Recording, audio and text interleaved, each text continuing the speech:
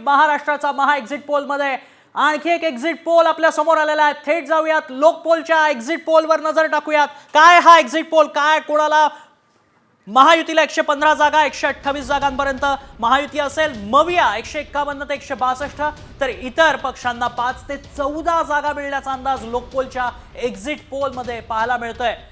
तर लोकपोलनं आपण बघतोय महायुतीला 115 ते 128 इतक्या जागा दाखवलेल्या आहेत। तर लोकपोलमध्ये मविया सत्तेकडे जाती असं दिसतंय। लोकपोलनं म्हटलं 151 ते 162 जागा मवियाला मिळतील असं लोकपोलचा हा एक्झिट पोल सांगतोय। इतरांना मात्र 5 ते 14 जागा मिळतील असा हा लोकपोलचा एक्झिट पोल आहे। आज मतदान पार पडलेलं आहे आणि त्यानंतर आलेले हे एक्झिट पोलचे आकडे लोकपोलनं मात्र महाविकास आघाडीला दिलासा दिलेला आहे।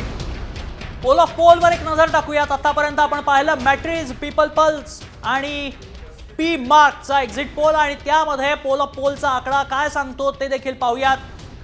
मॅट्रिज 150 ते 170 महायुती, मविया 110 ते 130, इतर 8 ते 10।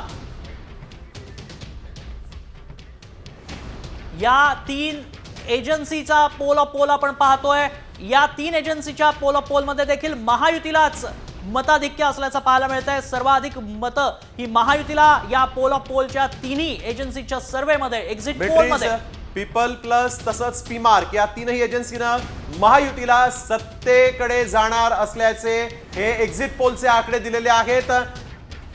या आधीच्या एक्झिट पोल मध्ये देखील काहीसं हेच चित्र पाहायला मिळालं। Electoral edge, poll diary, Chanakya strategies या 3 एजन्सीजनं जो एक्झिट पोल दिलाय त्या आकडेवारीत देखील महायुतीची सरशी होताना पाहायला मिळतेय।